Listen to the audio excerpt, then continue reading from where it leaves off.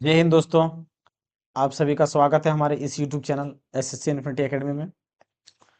तो आज हम दोस्तों नाइन्थ क्लास का जो साउंड चैप्टर है ध्वनि उससे संबंधित क्वेश्चन को देखेंगे और इनसे संबंधित दोस्तों सारे कंसेप्ट को क्लियर करेंगे और सारे कंसेप्ट को क्लियर करते हुए दोस्तों हम लोग यानी कि साइंस का क्या करेंगे, रिवीजन करेंगे।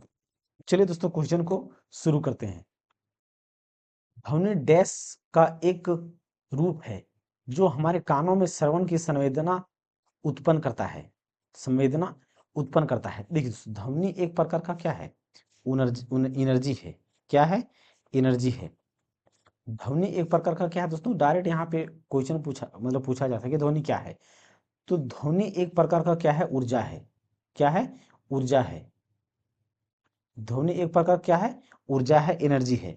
तो यहाँ पे आंसर क्या हो जाएगा, बी नंबर का आंसर बिल्कुल सही आंसर हो जाएगा। बी नंबर का क्या होगा, बिल्कुल सही आंसर हो जाएगा।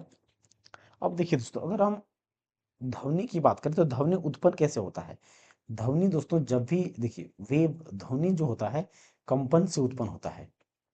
ध्वनि किससे उत्पन्न होता है, कंपन से होता है, यानी कि वेव यानी कि तरंग के माध्यम से ट्रेवल करता है। तो तरंग तरंग की बात करें दोस्तों तो तरंग दो प्रकार का होता है, एक आंतरिक तरंग होता है और एक अआंतरिक तरंग, यानी कि मैकेनिकल वेव और एक इलेक्ट्रोमैग्नेटिक वेव।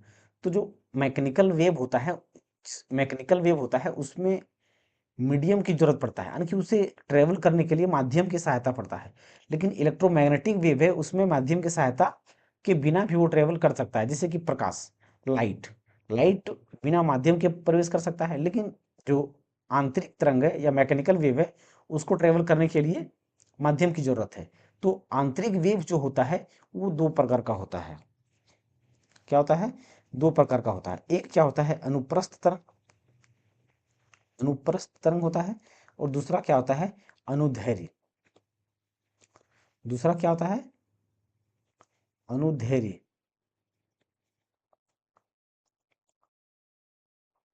दूसरा तरंग की बात करें दोस्तों तो दूसरा तरंग क्या होता है, अनुदैर्ध्य तरंग होता है। अनुप्रस्थ तरंग की बात करें दोस्तों तो अनुप्रस्थ तरंग जो क्या कहलाता है, हमारा ट्रांसवर्स वेव कहलाता है। क्या कहलाता है? ट्रांसवर्स वेव कहलाता है। और जो अनुदैर्ध्य होता है वो लॉन्गिट्यूडनल वेव कहलाता है। क्या कहलाता है? लॉन्गिट्यूडनल वेव कहलाता है। लॉन्गिट्यूडनल वेव कहलाता है। देखिए दोस्तों, अब अनुप्रस्थ तरंग की बात करें या ट्रांसवर्स वेव की बात करें तो ये जो यानी कि कंपन जो करता है, वाइब्रेट करता है कण, वो परपेंडिकुलर यानी कि 90 डिग्री पे कंपन करता है। ये क्या करता है, 90 डिग्री पे कंपन करता है, ऊपर नीचे जाता है। तो ये क्या होता है, ट्रांसवर्स वेव हो गया। और जो अनुप्रस्थ तरंग होता है वो इस प्रकार से समांतर कण ट्रेवल करता है। ये इस प्रकार से ट्रेवल करता है, ये सीधे इस प्रकार से यानी कि 0 डिग्री पे ट्रेवल करता है। तो ये क्या है, अनुदैर्ध्य तरंग है। क्या है? अनुदैर्ध्य तरंग है। और जो साउंड जो जनरली होता है दोस्तों वो क्या होता है, अनुदैर्ध्य तरंग होता है। जो साउंड हमारा होता है वो क्या होता है, अनुदैर्ध्य तरंग होता है। जनरली क्या होता है, अनुदैर्ध्य तरंग होता है। तो यहाँ पे ये याद रखिएगा। या तो क्वेश्चन इस तरह भी पूछा जाता है, अगर अनुदैर्ध्य तरंग ना रहे तो आंतरिक तरंग भी कभी कभी ऑप्शन में रहता है, तो वो तरंग भी कह सकते हैं। तो ध्वनि यहाँ पे ऊर्जा क्या हो जाएगा, सही आंसर हो जाएगा इसका। किसी वस्तु की इधर उधर या आगे और पीछे की गति कहलाती है। इधर उधर या आगे की गति क्या कहलाती है, तो वो क्या कहलाती है दोस्तों, कंपन कहलाती है। क्या कहलाती है? कंपन कहलाती है। जैसे कि देखिए, किसी भी वस्तु का इधर उधर, कोई वस्तु यहाँ पे है और वो ये इधर उधर मूव कर रहा है, तो ये क्या हो रहा है, उसका कंपन हो रहा है। या इधर से उधर जा रहा है या ऊपर से नीचे जा रहा है, तो वो कंपन कर रहा है। अगर कोई वस्तु गति कर रहा है इसका मतलब क्या है, वो कंपन कर रहा है। तो यहाँ पे बी नंबर का क्या होगा, बिल्कुल से आंसर हो जाएगा। बिल्कुल से आंसर हो जाएगा। वायु में संचरित होने वाली तरंगों के लिए निम्नलिखित में से कौन सा कथन सही है। निम्नलिखित में से कौन सा कथन सही है, कौन सा कथन सही है। तो देखिए दोस्तों, हमने क्या बताया कि जो तरंग होता है, जो ध्वनि हमारा है, वो सबसे पहली बात दोस्तों एक क्या है, आंतरिक तरंग है।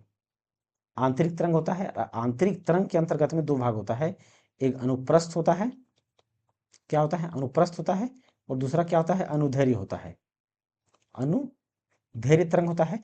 तो अगर अनुदैर्ध्य तरंग ना हो तो हम आंतरिक आंतरिक तरंग भी उत्तर या आंसर दे सकते हैं, आंसर को दे सकते हैं। तो यहाँ पे दोस्तों ऑप्शन को देखिए, पहले क्या बोला गया है, ध्वनि एक विद्युत चुंबकीय तरंग है, विद्युत चुंबकीय तरंग है। तो देखिए दोस्तों, ध्वनि क्या इलेक्ट्रोमैग्नेटिक वेव है? इलेक्ट्रोमैग्नेटिक वेव को दोस्तों ट्रेवल करने के लिए उसे माध्यम की आवश्यकता नहीं होती है, लेकिन ध्वनि हमारा बिना माध्यम का ट्रेवल नहीं कर सकता है। तो पहला ऑप्शन क्या हो जाएगा, गलत हो जाएगा, क्योंकि इलेक्ट्रोमैग्नेटिक वेव नहीं है, यह एक आंतरिक वेव है। क्या है? आंतरिक वेव है। ध्वनि एक आंतरिक तरंग है और इसकी प्रकृति अनुदैर्ध्य है। बिल्कुल दोस्तों, यहाँ पे बी नंबर का सही आंसर हो जाएगा, क्योंकि ध्वनि क्या है, आंतरिक तरंग है, और आंतरिक तरंग के अंदर अंतर्गत में अनुदैर्ध्य तरंग होता है। तो ध्वनि एक अनुदैर्ध्य तरंग का, आंतरिक तरंग का एक प्रकार है। तो बी नंबर का क्या होगा, बिल्कुल सही आंसर हो जाएगा।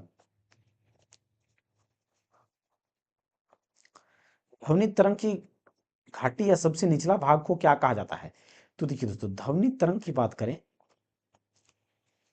तो ध्वनि तरंग, देखिए दोस्तों, अगर ध्वनि तरंग की बारे में थोड़ा सा बात करें, तो ध्वनि तरंग की तीन चार प्रकृति होता है दोस्तों। जैसे कि अगर ध्वनि गैस में ट्रेवल कर रहा है, अगर ध्वनि गैस में ट्रेवल कर रहा है, तो वो क्या होगा, लॉन्गिट्यूडनल होगा। क्या होगा? लॉन्गिट्यूडनल होगा, यानी कि ये इस प्रकार से ट्रेवल करेगा। और अगर यह जल में या पानी में ट्रेवल कर रहा है, पानी या किसी द्रव में, किसी द्रव में या लिक्विड में या पानी में ट्रेवल कर रहा है, तो इसका कंडीशन दो हो जाता है दोस्तों। अगर पानी की सतह में ट्रेवल कर रहा है, साउंड अगर पानी की सतह में ट्रेवल कर रहा है, सतह कहने का मतलब दोस्तों ऊपर, पानी का जो लेयर होता है उस ऊपर अगर ट्रेवल कर रहा है, तो ऊपर जब ट्रेवल करता है, इसका मतलब क्या है कि वो ट्रांसवर्स वेव के थ्रू से, ट्रांसवर्स वेव के थ्रू से ट्रेवल करता है। और अगर पानी में ही, पानी के अंदर, सतह नहीं, पानी के अंदर, पानी के अंदर अगर ट्रेवल कर रहा है, या लिक्विड या द्रव के अंदर, अंदर ट्रेवल कर रहा है, तो वो क्या होता है, लॉन्गिट्यूडनल होता है। क्या होता है? लॉन्गी लॉन्गिट्यूडनल होता है, लॉन्गिट्यूडनल। ट्रांसवर्स कहने का मतलब क्या है दोस्तों? ट्रांसवर्स कहने का मतलब क्या है, अनुप्रस्थ।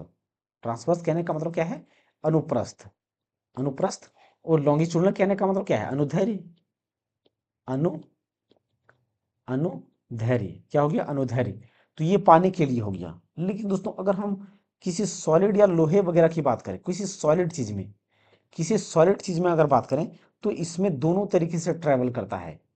इसमें ट्रांसवर्स, ट्रांसवर्स की तरह भी, ट्रांसवर्स वेव के रूप में भी ट्रांसफर करता है, और लॉन्गिट्यूडनल वेव की तरह से भी ट्रांसफर करता है, लॉन्गिट्यूडनल वेव की तरह से भी ट्रांसफर करता है। अब दोस्तों हम क्वेश्चन पे आते हैं। क्वेश्चन में क्या बोला गया है कि ध्वनि तरंग की घाटी सबसे निचला भाग क्या कहा जाता है? तो ध्वनि तरंग मान लेते हैं दोस्तों, अगर ये ट्रांसवर्स वेव है, तो ट्रांसवर्स वेव हमारा क्या होगा, कुछ इस प्रकार से ट्रेवल करेगा।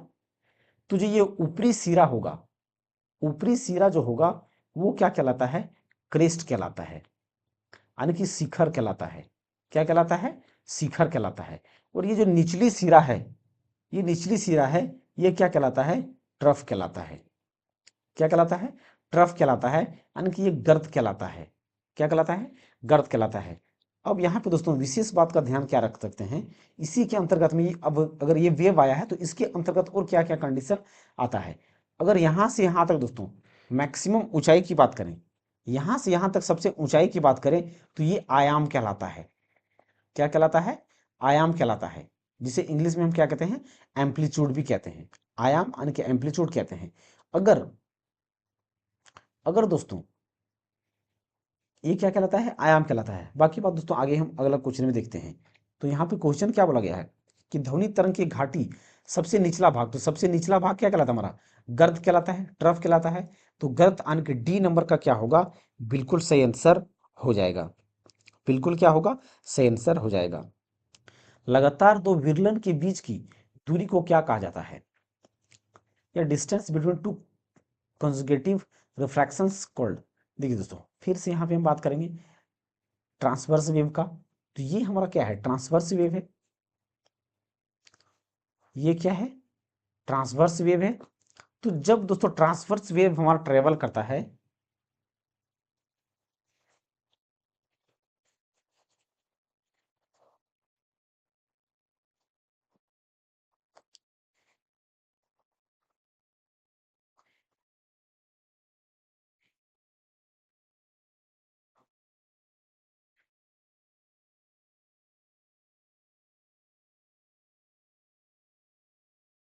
तो ये क्या है दोस्तों, हमारा ट्रांसवर्स वेव है। अब ट्रांसवर्स वेव में हमने क्या बताया दोस्तों, कि जो ये सबसे जो मैक्सिमम हाइट होता है, ये जो हाइट होता है वो क्या कहलाता है, आयाम कहलाता है। क्या कहलाता है, आयाम कहलाता है। क्या कहलाता है ये दोस्तों, आयाम कहलाता है। या तो इसे हम इंग्लिश में क्या कहते हैं, एम्पलीट्यूड कहते हैं, एम्पलीट्यूड कहते हैं।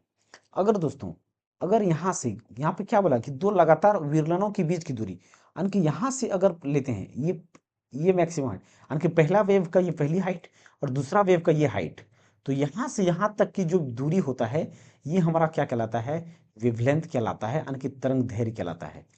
क्या कहलाता है, तरंग दैर्घ्य कहलाता है। ये तरंग दैर्घ्य कहलाता है, या तो इसे हम क्या कहते हैं, वेवलेंथ कहते हैं। क्या कहते हैं वेवलेंथ कहते हैं। यही कंडीशन दोस्तों नीचे भी लागू होता है कि यहाँ से अगर यहाँ तक दूरी होता होगा तो ये भी क्या कहलाएगा, तरंगदैर्घ्य और वेवलेंथ ही कहलाएगा। क्या कहलाएगा, वेवलेंथ ही कहलाएगा। और अगर अगर यहाँ पे फिर से अगर हम बात करें दोस्तों, यहाँ से लेकर के यहाँ तक ये क्या होता है, एक साइकिल कंप्लीट होता है, एक चक्कर यहाँ से यहाँ तक कंप्लीट होने में क्या होता है, एक चक्कर कंप्लीट होता है। तो एक चक्कर कंप्लीट करने में जितना समय लगता है, यहाँ से यहाँ तक एक चक्कर या एक साइकिल कंप्लीट करने में जितना समय लगता है उसे हम क्या कहते हैं, आवर्तकाल कहते हैं। क्या कहते हैं, आवर्तकाल कहते हैं, या टाइम पीरियड कहते हैं। आवर्तकाल या तो टाइम पीरियड कहते हैं। आगे क्वेश्चन में होगा दोस्तों, तो इसके बारे में भी हम देखेंगे। तो यहाँ पे क्या है, लगातार दो विरलनों के बीच की दूरी को क्या कहलाता है, कहते हैं तरंगदैर्घ्य कहते हैं। तो यहाँ पे सी नंबर का क्या होगा, सही आंसर हो जाएगा। अगला क्वेश्चन क्या है दोस्तों, निम्नलिखित में से कौन तरंगदैर्घ्य का प्रतीक है, कौन तरंगदैर्घ्य का प्रतीक है।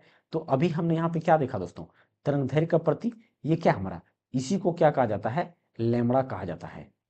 क्या कहा जाता है, लैम्बडा कहा जाता है, लैम्बडा कहा जाता है। तो अगला क्वेश्चन में हमारा क्या है, लैम्बडा यानी कि बी नंबर का ही क्या होगा, बिल्कुल सही आंसर हो जाएगा, क्योंकि तरंगदैर्घ्य का ये प्रतीक है। और हर्ट्ज हमारा किसका प्रतीक है, फ्रीक्वेंसी यानी कि आवृत्ति का प्रतीक है, फ्रीक्वेंसी यानी कि आवृत्ति का प्रतीक है। अगला क्वेश्चन क्या है दोस्तों, हेनरी रुडोल्फ हर्ट्ज ने रेडियो, टेलीफोन और टेलीग्राम के भविष्य के विकास की नींव रखी। डैश की एसआई इकाई को उनके समान हर्ट्ज नाम दिया गया है। तो देखिए दोस्तों, हमने क्या बताया कि जो आवृत्ति होता है या फ्रीक्वेंसी की खोज किसने किया है, ये हेनरी रुडोल्फ हर्ट्ज ने किया है। तो आवृत्ति का जो एसआई यूनिट होता है वो हर्ट्ज होता है। क्या होता है, हर्ट्ज होता है। किसका होता है, हर्ट्ज होता है। आवृत्ति का यूनिट क्या है, हर्ट्ज है। तो यहाँ पे आवृत्ति का यूनिट क्या होगा, सी नंबर का हर्ट्ज बिल्कुल सही आंसर हो जाएगा। मस्तिष्क उत्सर्जित ध्वनि की आवृत्ति को समझता है, उसे क्या कहा जाता है, उसे क्या कहा जाता है, उसे क्या कहा जाता है। तो उसे दोस्तों पीच कहा जाता है। क्या कहा जाता है, पीच कहा जाता है। अब यहाँ पे दोस्तों पीच की बात आया तो तीन बातें दोस्तों यहाँ पे ध्यान रखना है कि ध्वनि का लक्षण क्या क्या है, ध्वनि का लक्षण क्या क्या होता है। तो देखिए दोस्तों, ध्वनि के लक्षण की अगर हम बात करें तो पीच यहाँ पे आंसर हो जाएगा। तो सबसे पहले दोस्तों ध्वनि का लक्षण, ध्वनि का ध्वनि का लक्षण, ध्वनि का लक्षण या कैरेक्टरिस्टिक्स ऑफ साउंड, ध्वनि का लक्षण या तो कैरेक्टरिस्टिक्स ऑफ साउंड। तो ध्वनि का लक्षण जो होता है दोस्तों तीन होता है। पहला क्या होता है, एक तीव्रता होता है, तीव्रता, जिसको क्या कहा जाता है, इंटेंसिटी। क्या कहा जाता है, इंटेंसिटी कहा जाता है। तो इंटेंसिटी हमारा दोस्तों किस पर डिपेंड करता है, या आयाम पर डिपेंड करता है। आयाम को हमने बता दिया दोस्तों, आयाम किसको कहते हैं, जो सबसे मैक्सिमम हाइट होता है ये वो क्या कहलाता है, आयाम कहलाता है। क्या कहलाता है, आयाम कहलाता है। तो आयाम दोस्तों, ये जो आयाम पर डिपेंड करता है, तो इसी की वजह से ध्वनि जो होता है, ध्वनि जो होता है वो क्या होता है, धीमा और प्रबल सुनाई देता है। आयाम की वजह से या तीव्रता तीव्रता की वजह से ध्वनि धीमा या तेज, धीमा या प्रबल सुनाई देता है, धीमा या प्रबल सुनाई देता है, धीमा या प्रबल सुनाई देता है। तो ये पहला क्या था, तीव्रता था। दूसरा करेक्टरिस्टिक्स क्या होता है दोस्तों इसका, दूसरा करेक्टरिस्टिक्स क्या होता है इसका, पीच होता है, जिसको क्या कहा जाता है, कहा जाता है तारत्व कहते हैं। पीच, जिसको हिंदी में क्या कहा जाता है, तारत्व कहा जाता है। क्या कहा जाता है, तारत्व कहा जाता है। तारतम्य की बात करें दोस्तों तो ये किस पर डिपेंड करता है?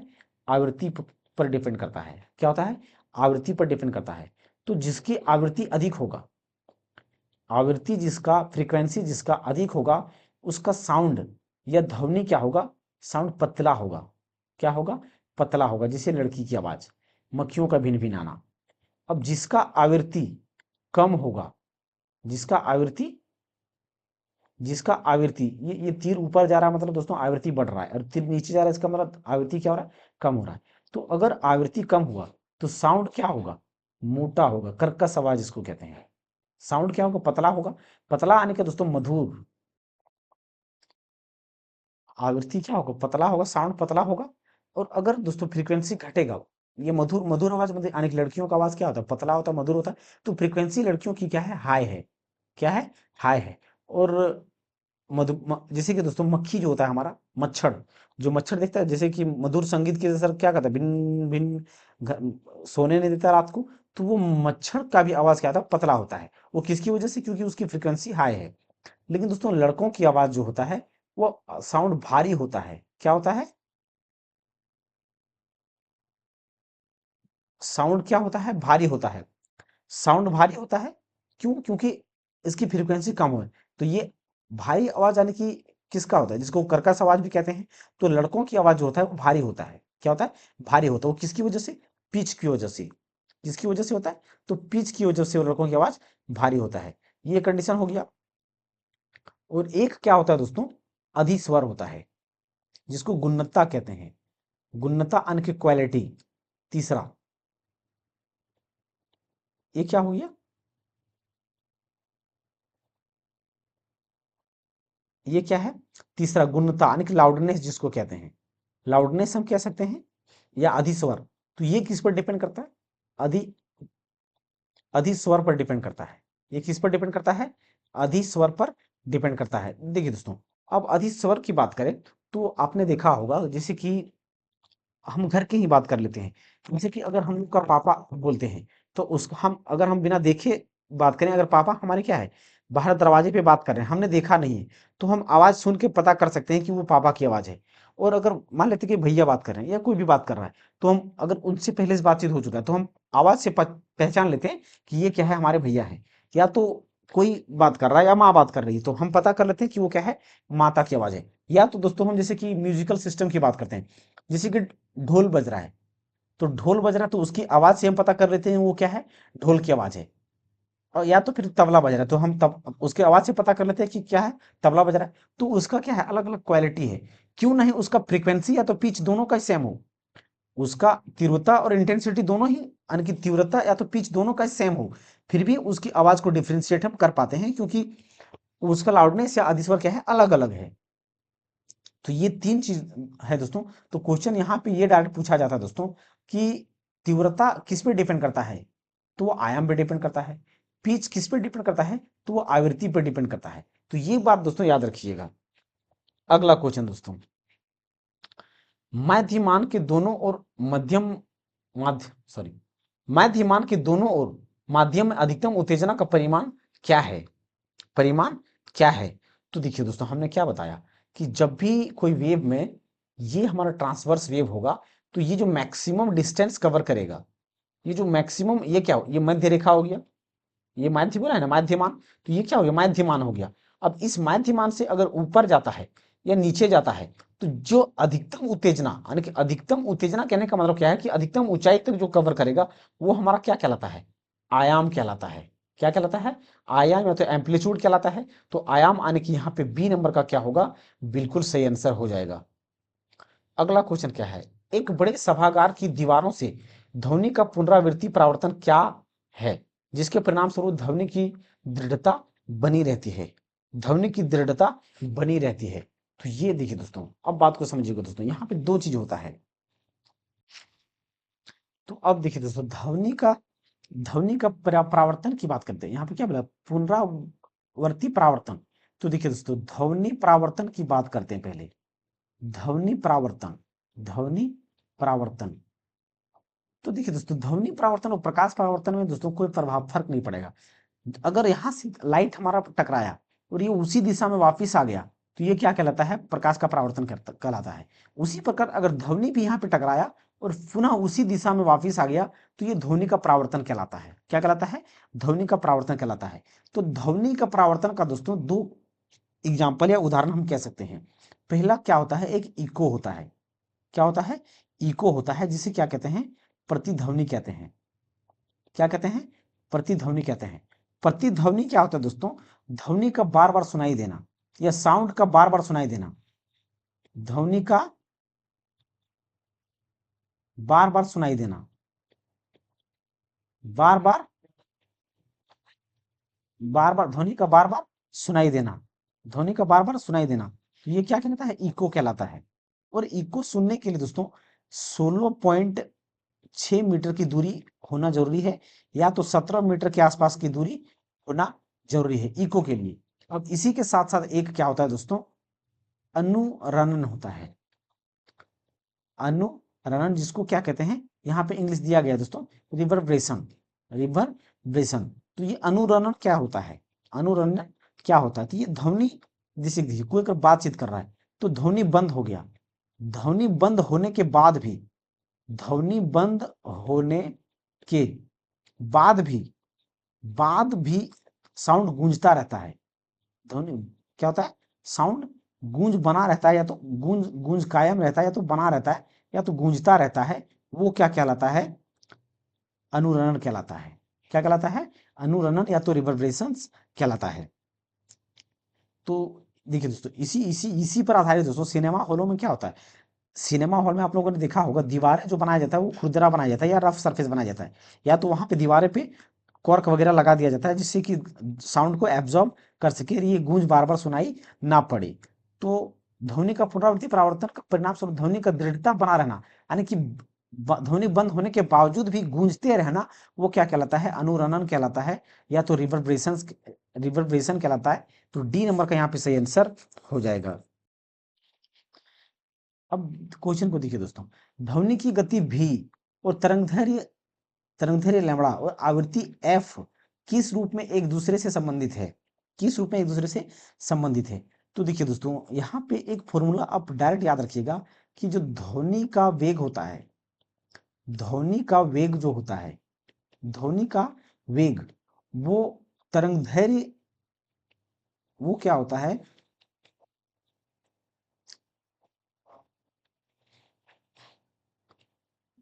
तरंगदैर्घ्य, ध्वनि का वेग क्या होता है, तरंगदैर्घ्य गुना क्या होता है, आवृत्ति होता है।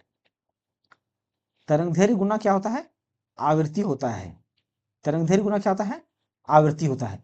तो ये ध्वनि का वेग हमारा क्या है, यहाँ पे भी दिया गया है, और तरंगदैर्घ्य क्या है हमारा, लैम्बडा दिया गया है, और जो आवृत्ति यहाँ पे बोला गया है वो एफ बोला गया है। तो ये भी इक्वल टू लैम्बडा एफ, या तो इसको दोस्तों भी इक्वल टू एफ लैम्बडा, ये इस प्रकार से भी लिख सकते हैं या इस प्रकार से लिख सकते हैं। तो ये यहाँ पे कौन सा ऑप्शन हो जाएगा, सी नंबर का ऑप्शन बिल्कुल सही आंसर हो जाएगा। या तो दोस्तों इस फ्रीक्वेंसी के जगह पर एफ जो दिया गया है, कभी कभी भी इक्वल टू न्यू लैम्बडा भी दिया जाता है। तो ये न्यू यहाँ पे क्या प्रदर्शित करता है या शो कर रहा है, तो फ्रीक्वेंसी या आवृत्ति को शो कर रहा है, फ्रीक्वेंसी या तो आवृत्ति को शो कर रहा है। एक ध्वनि तरंग की आवृत्ति 2 किलो हर्ट्ज और तरंगदैर्घ्य 35 सेंटीमीटर है, तो यह 1.5 किलोमीटर की दूरी तय करने के लिए कितना समय लेगी, कितना समय लेगी। तो ये क्वेश्चन देखिए दोस्तों इसी फॉर्मूले पर आधारित है। तो सबसे पहले हमने फॉर्मूला क्या देखा, फॉर्मूला भी इक्वल टू एफ लैम्बडा। तो भी हमारा क्या दिया गया, क्या सबसे पहले यहाँ पे हम क्या क्या दिया गया वो डाटा को लिखते हैं। तो क्या क्या दिया गया है, क्या क्या दिया गया है, तो सबसे पहले दोस्तों फ्रीक्वेंसी दिया गया कितना, 2 किलो हर्ट्ज, लेकिन इसको हर्ट्ज में सिर्फ चेंज करेंगे, यानी कि 2000 के बराबर क्या था 1000, तो 2000 हर्ट्ज हो जाएगा। और वेवलेंथ जो दिया गया है दोस्तों, एक दूरी है, वेवलेंथ क्या है, एक दूरी है, तो ये 35 सेंटीमीटर दिया गया है। क्या दिया गया है, 35 सेंटीमीटर दिया गया है। तो इस 35 सेंटीमीटर को हम क्या करेंगे, मीटर में चेंज करेंगे। तो मीटर में चेंज करने के लिए 100 से हम डिवाइड करेंगे, तो ये हमारा क्या हो गया, वेवलेंथ हो गया। अब यहाँ पे दोस्तों हमारा वेग क्या है, नहीं दिया गया है, तो यहाँ से वेग वेग निकालना पड़ेगा, यानी कि वेलोसिटी निकालना पड़ेगा। तो v इक्वल टू हमारा फ्रीक्वेंसी कितना है, फ्रीक्वेंसी 2000 हर्ट्ज, और वेवलेंथ कितना दिया गया है हमारा 35/100, यानी कि 20 से 20 कट जाएगा तो वेलोसिटी कितना हो जाएगा 15 दुना, यानी 35 दुना 70, यानी कि 700 मीटर पर सेकेंड। कितना हो गया 700 मीटर पर सेकंड, यहाँ पे वेलोसिटी आ गया। लेकिन हमें पूछा गया है कि ये 1.5 किलोमीटर की दूरी तय करने में कितना समय लगेगा। तो सेम चीज फिर से हम क्या जानते हैं, यानी कि समय बराबर क्या जानते हैं, समय बराबर दूरी बट्टे चाल, दूरी बट्टे चाल या तो वेग या तो वेलोसिटी। तो दूरी कितना दिया गया है 1.5 किलोमीटर, और वेग कितना दिया गया है 700 मीटर। तो किलोमीटर को पहले किलोमीटर को मीटर में चेंज करेंगे तो 1.5 यानी कि इतना हो जाएगा अपॉन इतना डबल जीरो। अब ये 20 से 20 कट जाएगा तो कितना बार में कट जाएगा 7 दूना 14, एक बच गया, यानी कि 2 पॉइंट के समथिंग आएगा। 7 दूना 14 और एक यानी कि 7 एका 7, फिर 3 यानी कि 7 चौका 28, यानी कि 2.14 के आसपास सेकेंड। टाइम है क्या होगा सेकेंड में होगा, तो 2.14 सेकेंड, तो 2.14 यानी कि 2.1 दोस्तों एक ही ऑप्शन है बी नंबर का। कौन सा है बी नंबर का। नेक्स्ट क्वेश्चन दोस्तों, प्रति सेकंड इकाई क्षेत्रफल से गुजरने वाले ध्वनि ऊर्जा की मात्रा को ध्वनि की डैश क्या कहा जाता है। डैश यानी कि देखिए दोस्तों, प्रति सेकंड इकाई क्षेत्रफल में, प्रति सेकंड इकाई क्षेत्रफल में गुजरने वाले ध्वनि ऊर्जा की मात्रा को क्या कहा जाता है, तो वो दोस्तों इंटेंसिटी कहलाता है। क्या कहलाता है, तीव्रता कहलाता है, या तो इंटेंसिटी कहलाता है। तो बी नंबर का यहाँ पे सही आंसर हो जाएगा। अगला क्वेश्चन क्या है, तड़ित झंझा सुनाई देने से पहले क्षण दीप्ति दिखाई देती है, इससे यह सत्यापित होता है कि।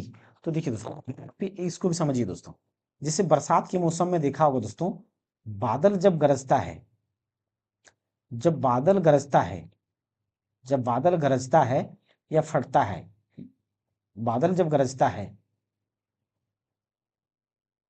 बादल जब गरजता है दोस्तों, तो जब बादल गरजता है तो क्या होता है, बादल जब गरजता है तो बादल गरजता है दोस्तों, तो आप लोगों ने देखा होगा कि जो साउंड होता है, बादल गरजने की साउंड वो लेट सुनाई देता है। क्या होता है, वो लेट सुनाई देता है। लेकिन जो लाइट है, लाइट या तो चमक जो होता है, जिसको जो चमक है या शाइनिंग है, वो जल्दी सुनाई देता है, यानी कि पहले साउंड से पहले क्या सुनाई देता है, लाइट सुनाई देता है। तो ऐसा क्यों होता है, ऐसा क्यों होता है। तो देखिए दोस्तों ऐसा इसलिए होता है क्योंकि स्पीड ऑफ लाइट या तो प्रकाश की चाल जो होता है, speed of light, speed of light या प्रकाश की चाल, प्रकाश की चाल, चाल जो होता है वो क्या होता है, ध्वनि की चाल से अधिक होता है, ध्वनि की चाल से अधिक होता है, ध्वनि की चाल या स्पीड ऑफ साउंड से अधिक होता है, स्पीड ऑफ साउंड से अधिक होता है। इसलिए क्या होता है, बादल गरजने से पहले, जब बादल गरजता है तो साउंड से पहले लाइट हमें दिखाई देता है, तो उसके बाद में क्या होता है, बादल गरजने की साउंड या ध्वनि सुनाई देता है। तो ऐसा क्यों होता है, क्योंकि प्रकाश की जो गति होता है वो तेज होता है। जैसे कि देखिए दोस्तों अगर ध्वनि की बात करें तो ध्वनि की स्पीड लगभग 0 डिग्री सेल्सियस पर 332 मीटर पर सेकंड के आसपास होता है, 0 डिग्री सेल्सियस पर। लेकिन स्पीड ऑफ लाइट जो होता है, हवा की बात करो या वैक्यूम्स की बात करो, 3 × 10⁸ मीटर पर सेकंड होता है, ये स्पीड होता है। तो ये भी दोस्तों याद रखिएगा। तो यहाँ पे क्या बोला गया है कि तड़ित झंझा सुनाई देने से पहले क्षण दीप्ति दिखाई पड़ती है, यानी कि स्पीड ऑफ लाइट अधिक होता है इसलिए। तो प्रकाश की तुलना में ध्वनि अधिक तीव्र गति से गति करता है, तो बिल्कुल गलत। तो पहला क्या होगा, गलत होगा। ध्वनि की तुलना में प्रकाश अधिक तीव्र गति से चलता है, तो बी नंबर का क्या होगा, बिल्कुल सही आंसर हो जाएगा। नेक्स्ट क्वेश्चन क्या है दोस्तों, यदि हम किसी उपयुक्त परावर्तक वस्तु जैसी ऊंची इमारत या पहाड़ के पास चिल्लाते हैं या ताली बजाते हैं, तो थोड़ी देर बाद हमें वही ध्वनि दोबारा सुनाई देगी। यह ध्वनि जो हम सुनते हैं कहलाती है, ये कहलाती है। तो ये क्या कहलाता है दोस्तों, प्रतिध्वनि यानी इको कहलाता है। ये क्या कहलाता है, जैसे कि देखिए दोस्तों ये क्या है, एक पहाड़ है या कोई दीवार है, क्या है, दीवार है, पहाड़ है या ऊंची इमारत है, और हम यहाँ पे क्या है, खड़े हैं, हम यहाँ पे क्या है, खड़े हैं। तो ये इसके बीच में दूरी कितना होना चाहिए, हमें एक इको या प्रतिध्वनि सुनाई देने के लिए 16.6 मीटर की दूरी होना चाहिए, या तो ये 17 मीटर के आसपास की दूरी होना चाहिए, तब हमें इको या प्रतिध्वनि सुनाई देगा। तो जो बात हम बोलेंगे तो ये बात यहाँ जाएगा, फिर टकरा के फिर ये वापिस आएगा, तो ये प्रतिध्वनि कहलाता है या इको कहलाता है।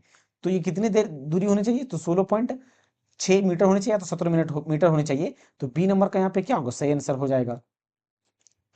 यदि सॉरी एक व्यक्ति ने चट्टान के पास अपने हाथों से ताली बजाई और 6 सेकंड के बाद उसे प्रतिध्वनि सुनाई दी, तो व्यक्ति के चट्टान की दूरी ज्ञात कीजिए।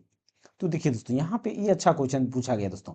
जिसे हम कहाँ पर हैं, जैसे यहाँ पर हम खड़े हैं, यहाँ एक कोई व्यक्ति खड़ा है, एक व्यक्ति, और यहाँ पर क्या है, एक चट्टान है।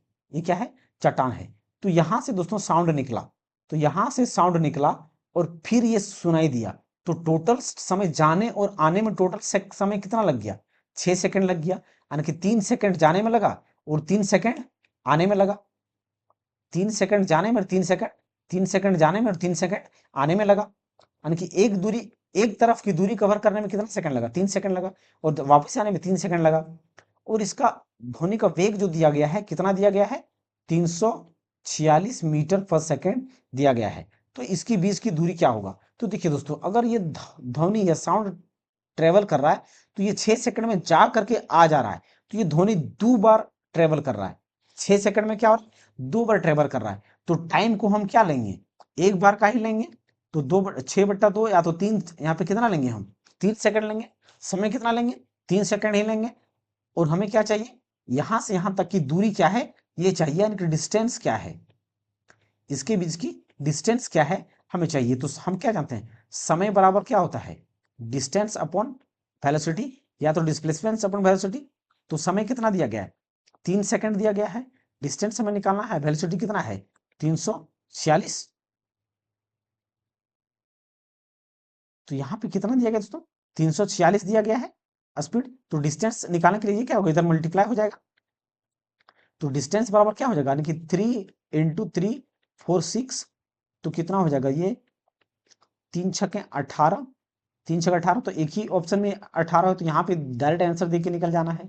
तो 3 × 4 = 12 और 1 13 के 3, बाकी यहाँ 1 3 3 9 और 1 10 मीटर हो जाएगा। तो 1038 मीटर यहाँ पे सही आंसर हो जाएगा।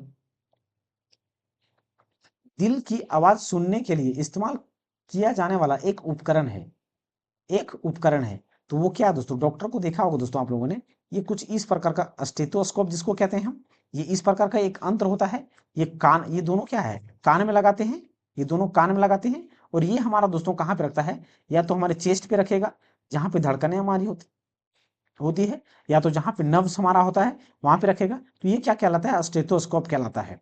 तो डी नंबर का यहाँ पे सही आंसर हो जाएगा। ऑडोमीटर की बात करें दोस्तों, तो ऑडोमीटर क्या है, तो गाड़ी में दोस्तों, गाड़ी में हम आप लोगों ने देखा होगा कि जब हम जाते हैं, कहीं ट्रेवल करते हैं बाइक वगैरह से, तो बाइक में जैसे कि 0 किलो कितना दूरी तय किया हमने, जैसे कि हम घर से निकले, तो घर से निकला उस टाइम 0 किलोमीटर था। तो घर से हम दोस्तों जितना दूरी कहीं कवर की, मान लो कि घर से बी तक दूरी तक गए, तो बी तक दूरी कितना कवर किया, मान लेते हैं हम लोगों ने 50 किलोमीटर तक कवर किया। तो ये 50 किलोमीटर शो करेगा उसमें कि कितना दूरी कवर किया आपने, अब मतलब कितना दूरी कवर किया, कितने समय में कितने दूरी कवर किया, तो वो ऑडोमीटर दर्शाता है। और एक होता है दोस्तों स्पीडोमीटर, तो स्पीडोमीटर दर्शाता है कि आप कितनी गति से जा रहे हैं या उसकी स्पीड क्या है। सीटी स्कैनर दोस्तों क्या है, ये डॉक्टर इस्तेमाल करता है। एमआरआई भी क्या दोस्तों, डॉक्टर इस्तेमाल करता है। एमआरआई का फुल फॉर्म क्या होता है दोस्तों, मैग्नेटिक रेजोनेंस इमेजिंग होता है, जिससे दोस्तों नस वगैरह किसी का दब जाता है, तो इसी से चेक किया जाता है। तो यहाँ पर डी नंबर का क्या होगा, स्टेथोस्कोप सही आंसर हो जाएगा।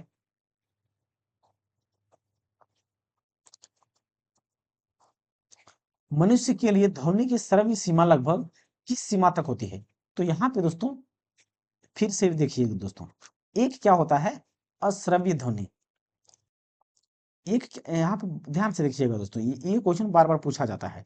तो एक क्या होता है, अवश्रव्य ध्वनि।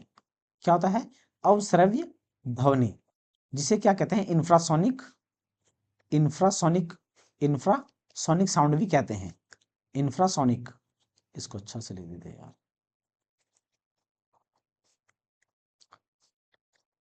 इंफ्रासोनिक क्या होता है, इंफ्रासोनिक। और दूसरा क्या होता है दोस्तों, ऑडिबल साउंड। क्या होता है, ऑडिबल, या जिसे हम क्या कहते हैं, श्रव्य, श्रव्य ध्वनि, श्रव्य ध्वनि। और एक क्या होता है दोस्तों, प्रश्रव्य ध्वनि, प्रश्रव्य ध्वनि, प्रश्रव्य ध्वनि, जिसे क्या कहते हैं, ultrasonic wave, ultrasonic sound, ultrasonic sound. तो ये हो गया दोस्तों। अब अश्रव्य ध्वनि की बात करें तो ये क्या होता है, 20 हर्ट्ज से, 20 हर्ट्ज से कम साउंड, 20 हर्ट्ज से कम ध्वनि या साउंड को क्या कहा जाता है, अवश्रव्य ध्वनि कहते हैं। और 20 हर्ट्ज से लेकर के 20,000 हर्ट्ज तक, 20 हर्ट्ज से लेकर के 20,000 के मतलब हजार होता है दोस्तों, तो 20,000 या 20 किलो हर्ट्ज की 20 की दूरी को, तो 20,000 को इस प्रकार से लिख सकते हैं, 20,000 हर्ट्ज के बीच की रेंज को क्या ऑडिबल साउंड कहते हैं, इसी को मनुष्य सुन सकता है। और बाकी दोस्तों 20 किलो हर्ट्ज से अधिक, अधिक या ज्यादा, 20,000 हर्ट्ज से अधिक या ज्यादा को क्या कहते हैं, प्रस्रव ध्वनि कहते हैं। अब देखिए दोस्तों, अवश्रव्य ध्वनि जो होता है ये कौन कौन सुन सकता है। अवश्रव्य ध्वनि की बात करें दोस्तों तो इसे कौन कौन सुन सकता है, तो इसके एग्जाम्पल में दोस्तों हम लिख सकते हैं कि कुत्ता जो होता है वो अवश्रव्य ध्वनि को सुन सकता है, बिल्ली जो होता है वो सुन सकता है, बिल्ली, सांप जो होता है वो सुन सकता है। और अवश्रव्य ध्वनि दोस्तों उत्पन्न कौन सा होता है, तो जो भूकंप उत्पन्न होता है वो अवश्रव्य ध्वनि होता है, या इंफ्रासोनिक वेव ही होता है ये। ऑडिबल वाला दोस्तों मनुष्य इसे सुन सकता है, मनुष्य इसे सुन सकता है। अवश्रव्य की ध्वनि की बात करें दोस्तों तो इसे कौन सुन सकता है, तो इसे चमगादड़ सुन सकता है, और इसे डॉल्फिन सुन सकता है, जो डॉल्फिन मछली होता है ये सुन सकता है। तो ये प्रश्रव्य ध्वनि के उदाहरण हो गया। अब क्वेश्चन को देखिए दोस्तों, मनुष्य की ध्वनि की श्रव्य सीमा क्या है, तो 20 हर्ट्ज से 20,000 हर्ट्ज तक है, 20 हर्ट्ज से 20,000 हर्ट्ज। तो यहाँ पे ए नंबर का क्या होगा, सही आंसर हो जाएगा। अगला क्वेश्चन देखिए दोस्तों, डैश के नीचे की ध्वनि आवृत्तियों को इंफ्रा साउंड या सोनिक कहते हैं। तो 20,000 से, सॉरी सॉरी, ये तो 20, देखिए दोस्तों यहाँ पे कंफ्यूजन हो जाएगा, गड़बड़ हो जाएगा, क्योंकि यहाँ पे 20 के दिया है, 20 के का क्या मतलब हो गया, 20,000 हर्ट्ज हो गया, क्या हो गया, 20,000 हर्ट्ज। तो यहाँ पे 20 किलो हर्ट्ज नहीं लेना है, 20 हर्ट्ज के नीचे जो ध्वनि होता है उसे इंफ्रासोनिक ध्वनि कहते हैं, या अवसर्ग साउंड या ध्वनि कहते हैं। अगला क्वेश्चन क्या दोस्तों, डॉल्फिन, चमगादड़ और शिशुमार किसका प्रयोग करते हैं। तो अभी हमने बताया दोस्तों कि डॉल्फिन और शिशुमार किसका प्रयोग करता है, तो वो प्राध्वनिक का प्रयोग करते हैं, यानी कि प्राध्वनिक कहने का क्या मतलब, तो अल्ट्रासाउंड का प्रयोग करते हैं, अल्ट्रासाउंड का। और इंफ्रासाउंड का हमने क्या बताया, जो कुत्ता होता है, बिल्ली होता है, सांप होता है, ये इस साउंड को सुन सकता है। तो यहाँ पे प्राध्वनिक, प्राध्वनि या अल्ट्रासाउंड ए नंबर का क्या होगा, बिल्कुल सही आंसर हो जाएगा। तो ये हमारा दोस्तों अंतिम क्वेश्चन था, ये हमारा क्या था दोस्तों, अंतिम क्वेश्चन था। और यहाँ पे दोस्तों ये टॉपिक भी क्या होता है, कंप्लीट होता है। तो आई होप दोस्तों आप सभी को ये वीडियो अच्छा लगा होगा और हेल्पफुल मिला होगा, या समझ में आया होगा। तो अगर दोस्तों आप सभी को समझ में आ रहा है तो हमारे इस चैनल को सब्सक्राइब करें अगर नए हैं तो, और दोस्तों के साथ शेयर करें। अगर इसका पीडीएफ डाउनलोड करना चाहते हैं दोस्तों, तो ये टेलीग्राम को यहाँ से स्कैन करके जा सकते हैं टेलीग्राम पे, और वहाँ पे इसका पीडीएफ डाउनलोड कर सकते हैं, या तो डिस्क्रिप्शन में मैं लिंक डाल दूंगा टेलीग्राम का, वहाँ से भी आप डाउनलोड कर सकते हैं। थैंक यू दोस्तों।